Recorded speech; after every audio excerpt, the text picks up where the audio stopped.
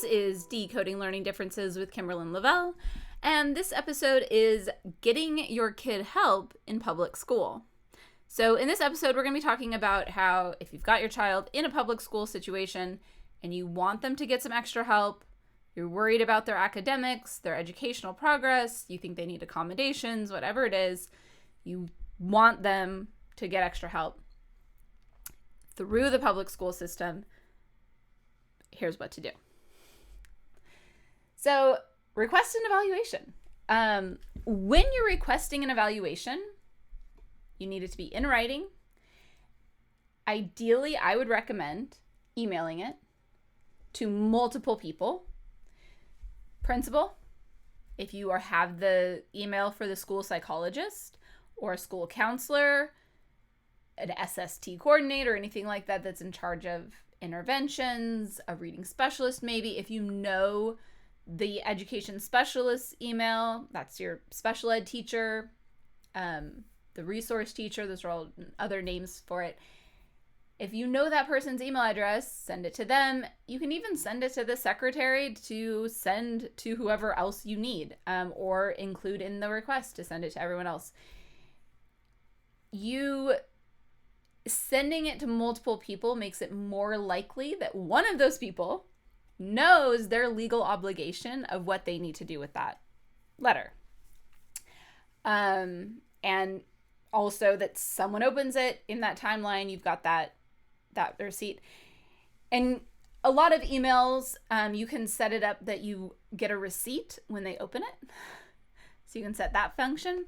You can also email it to everyone and hand deliver it to the front office and ask for it to be time stamped, date stamped, and returned back to you, with a copy given back to you, I should say, copied back, given to you, so that you have a record that they were given this at this day time, it was received this day time.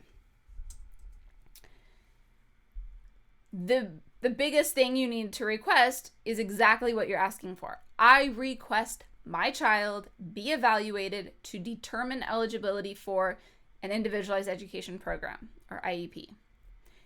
You might choose to say that you want your child to be evaluated to determine eligibility for a 504 plan. IEP tends to be, the biggest thing is it has services, accommodations, goals.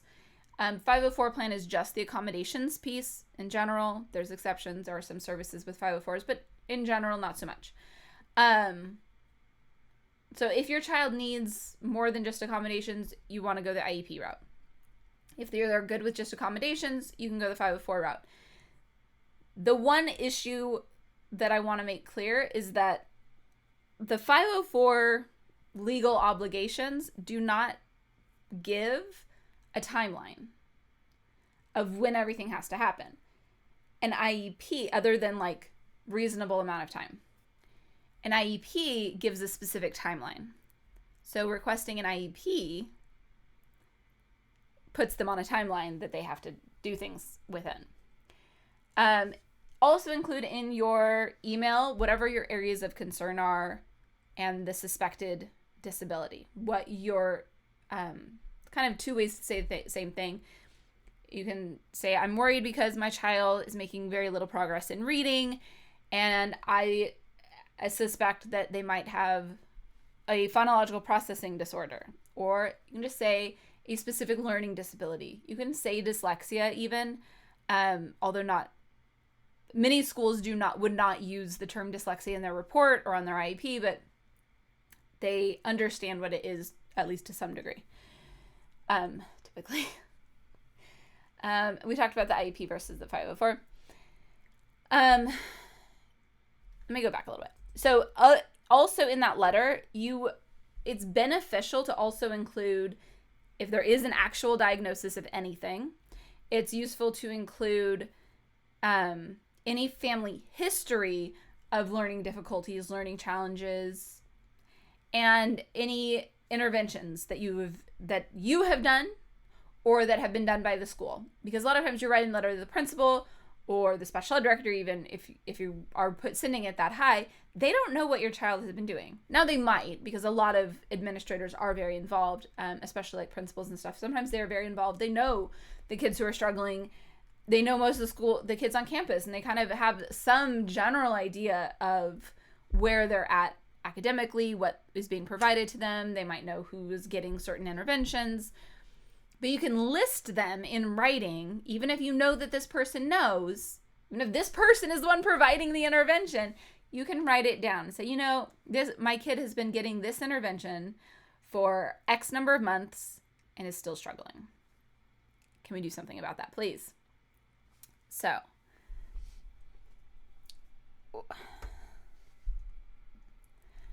some other useful terms to know is you might include this, any one of these in your, some of these you might choose to include in your request, or they might be part of the report that you get back. So just knowing them can kind of be helpful. You can also definitely Google these to get a little more detail on it.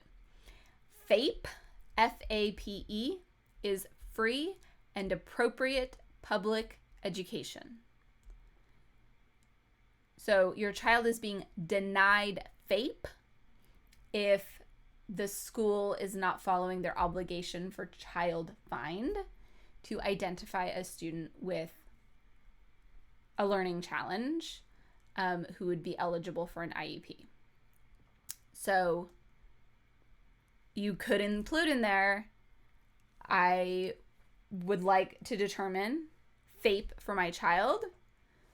I think they're being denied FAPE right now by not having had an evaluation. Like you could even go that far, or you can just say, I don't think FAPE is being provided because they're not making progress, or I would like to re-examine FAPE after an evaluation is completed.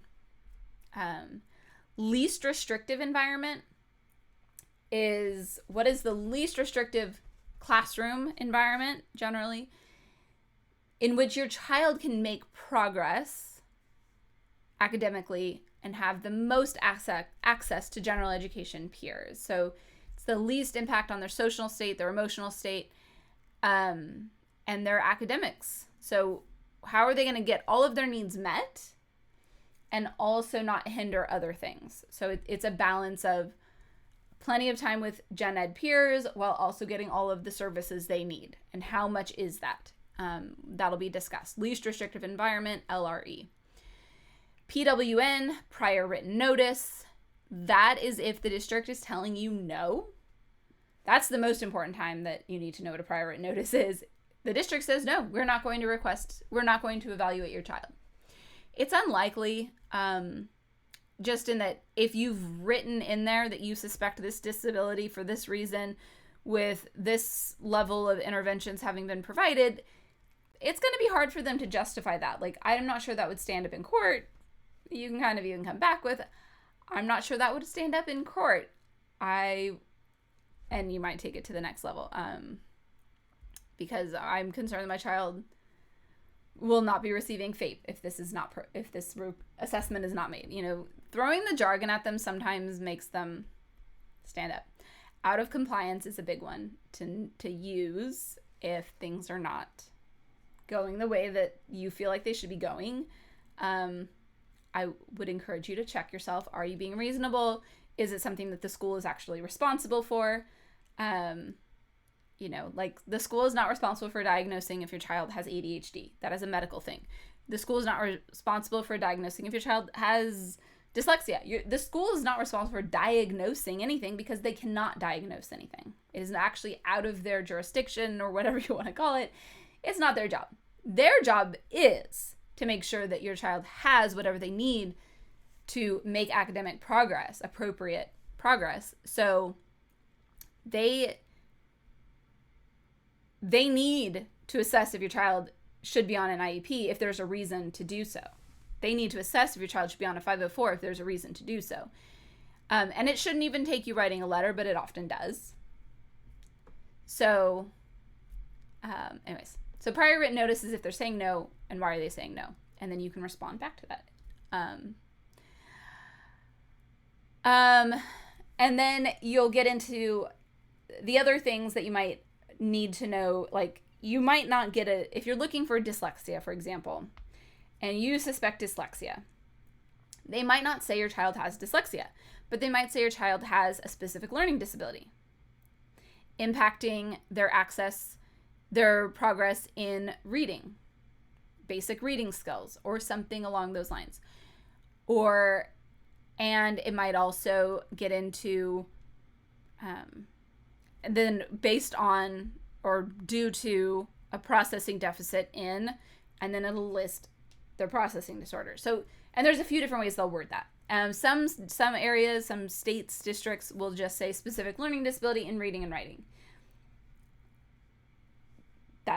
That means dyslexia in the broad sense of the term dyslexia. When we think of dyslexia as just meaning a deficit in reading development. And of course, there are various terms used to define dyslexia. We have an episode on that, so check that out. But if you're getting that diagnosis, you're not going through the school to get a diagnosis. You're going through the school to get help. So you go through. You've got the timeline. And I already talked about that. Family history, examples of concerns, any medical diagnoses your child has, include all of that in the letter. So then we get into timelines. The timelines that you need to know are that, and this varies by state somewhat. So unless your state is different, so look it up in your state because some states are different. They have their own regulations. This is like the federal suggested, but in the federal guidelines, it says that each state can make their own if they choose. So check your state. Like, for example, in California, this is true. I don't know every single state by heart. I know Florida is different. I think it was Virginia was different. Maybe Tennessee. So there's a few that are different. Check your state, see what the guidelines are. Calendar days, meaning weekends are part of this. Calendar days, 15 days from when you give the letter. No, let me rephrase that. 15 days from when they receive the letter. This is why the timestamp is helpful. 15 days from when they receive the letter, they need to respond to your request. They can respond with a prior written notice saying, no, we will not assess your child. And this is why. But again, if your letter is thorough, it's hard for them to deny. They can respond with, let's meet. And, hey, we want to do these interventions. Will you rescind your request? If you don't rescind your request and they do not provide a prior written notice saying no, then they need to provide an assessment plan within those 15 days. You gave the letter, they need to give the assessment plan within 15 days. There are some school districts where they seem to be confused and they think that if they meet, that's the response. And then from the meeting, they have 15 days to do the assessment plan. Well, now they've just given themselves an extra 15 days. They're delaying your child's access to FAPE. So, nope, not okay. You can point out to them the law that means it's not okay and they need to make it appropriate. So 60 days from when they receive the assigned assessment plan. So again, walk into the front office, hand it to them, have them timestamp it, copy it, give it back to you. So 15 days, 60 days from when they receive that, they need to have the child assessed in all areas of suspected disability and then meet with you to determine if your child is eligible for an IEP or a 504. Well, for an IEP. These timelines are for IEPs, which is why I would recommend requesting an IEP because then you have these timelines. 504s can be faster in a lot of places because you already, especially if you already have the diagnosis and you're just asking for a 504, it can be very fast. And you can start that way because it can be very fast. If you're getting into resistance, you can switch to asking for an IEP because then they're on these specific timelines, whereas 504 is like reasonable amount of time and it can be vague. But within 60 days, they have to have met with you. Again, calendar days. They only have 2 months. They have to have met with you, except for where a school break is more than 5 days. That's where all of these get paused during the school break, which is to your child's benefit. You want to make sure they have enough time to actually evaluate your child appropriately. This gets really hard at Christmas time. You don't want to pull the kid out of all of the Christmas activities to assess them, and then they're gone for 2 weeks, but that counts against their timeline. It's hard to get a full evaluation that's appropriate and a good picture. So it is to your child's benefit that it does get paused over the school breaks, I think. And then 30 days within meeting for the meeting that says they're eligible for an IEP. If they're found eligible, they then have 30 days to develop an IEP. Most districts I've seen develop the IEP. They prep and develop that initial IEP right in that same meeting where you determined eligibility, rather than meeting again. They kind of do it all at once. It can be a long meeting. It can be overwhelming. You can ask for a break. You can ask for it to be reconvened later. You can ask for the assessment ahead of time before the meeting so that you have time to look it over. Don't expect to have a week. You can ask for a week. It's hard for them to get it done within the 60 days and give you time to look at it. So keep that in mind. They are trying their best. They're overworked. When you're looking at it, if you're looking at an evaluation, you're looking at 80 to 120 is average-ish. 80 to 90 is kind of low average. 110 to 120 is high average. 90 to 110 is the more average. Anything below 80 in these standard scores, SS or standard score, is that area of concern of what's going on. There's a problem here. And talk to the team, ask them to explain things, ask lots of questions. Your kid benefits from you asking all the questions and trying to understand it, because it's a lot to understand. And people who go over these reports every single day, every day of the year, they understand it, and sometimes they forget that they haven't explained it to this person sitting in front of them. So ask the questions, stop them, make sure you understand it.